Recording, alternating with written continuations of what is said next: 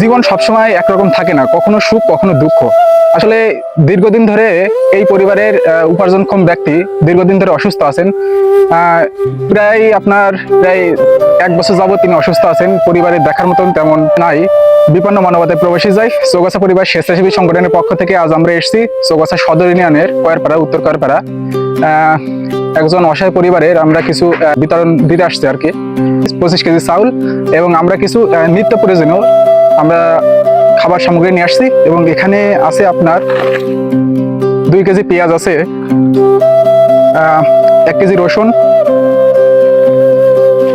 তা সেক্ষেত্রে আমরা এবং এখানে দেখতে পাচ্ছেন নিত্য প্রয়োজনীয় জিনিসপত্র, এই যে তেল, চাল, ডাল, চিনি, লবণ, আপনার হচ্ছে শুকনো ঝাল থেকে শুরু করে আলু আছে।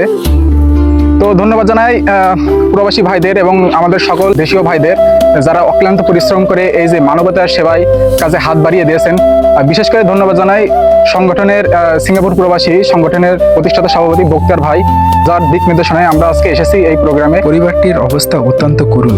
সংসারের একজন সদস্য দীর্ঘদিন ধরে অসুস্থ হয়ে ভুগছেন। চিকিৎসার খরচ জোগাতে গিয়ে পরিবারের আর্থিক অবস্থা একেবারেই ভেঙে পড়েছে। ঠিকমতো খাবার জোটানোয় যেখানে কষ্টকর, সেখানে চিকিৎসা তো আরো বড় চ্যালেঞ্জ।